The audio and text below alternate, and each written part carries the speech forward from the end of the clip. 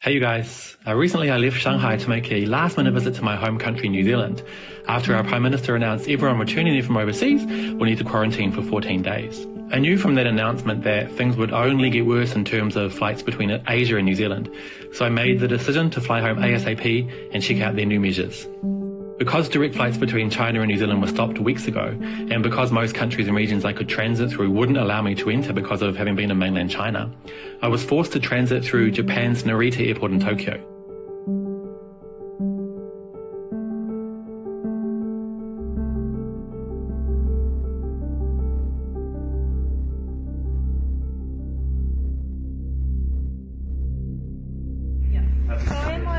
Thank you. Yeah. You mean on my little? I mean, ideally, instruments make sure it's not much place. Thank you. Thank you. Yeah. You mean on my little? I mean, ideally, instruments make sure it's not much place. Thank you. They didn't care that I'd just come from China and I was allowed into my home country.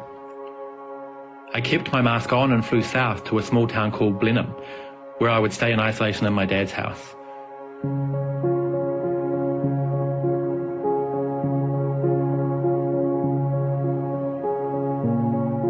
But very soon I heard that Shanghai was planning to enforce strict new rules on those returning home. More and more countries around the world were panicking and closing their borders. I feared being stuck in New Zealand, so I changed my flight back and left again the next day. I only spent one night in New Zealand with my dad, but I'm happy to say he was protected the whole time, and it was good to see him all the same. I left him 50 masks and several bottles of hand sanitizer, which were all sold out in New Zealand, and then got back on an Air New Zealand flight to Tokyo. In New Zealand, people are still not wearing masks or other protection in public, including the crew on my 11-hour flight. Soon those crew members will head back to New Zealand, where they're not required to enter quarantine at all. I got on my flight to Shanghai with Spring Airlines in Tokyo, and it was a completely different picture. The crew wore full protection, and every single person on the flight had at least a mask on.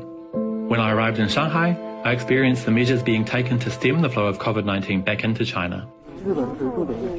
哦，我知道，对，所以我知道。 I was asked multiple questions, had my temperature taken several times, and was soon allowed to find my way to a counter for the district I live in. From there, they took about 12 of us, Chinese and foreigners, to a testing facility in our district. We slept in the bus outside the clinic for 8 hours, waiting for our turn. Once we finally got inside, the sun was already high in the sky. We were tested one by one for novel coronavirus, which is through a swab of the throat. From there, most of our group were sent to hotels, but myself and 2 others were made to stay behind and share a room in the clinic. We were told we needed to stay in the clinic for 8 to 12 hours as we waited for our test results. It became a long day, cooped up in our room. All 3 of us in this room are negative, just normal results, which is really good. I'm so excited.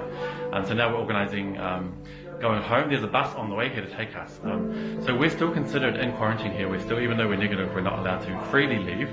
Then we need to get into the bus, which is still considered a quarantine zone. 第三个，以后按一起，OK。好，谢谢，拜拜，你们很厉害，辛苦了。哦，只有我们3个人吧？还没有接。好的。In the bus.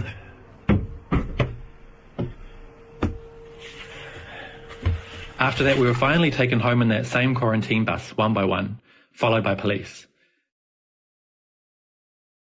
I had such a long sleep when I got home, and the next morning I was greeted by 4 health officials who explained the rules to me and told me about my daily temperature checks and so on. They also put a magnetic device on my door which will alert them whenever I open it. I'm ready for my 2-week quarantine and was thoroughly impressed with Shanghai's strict and thorough measures that I've now experienced firsthand. It was a tiring and challenging 24 hours, but I've been left in awe at China's efforts to contain COVID-19. And thinking of those nurses and drivers and police officers and volunteers on the front line now has a new meaning for me.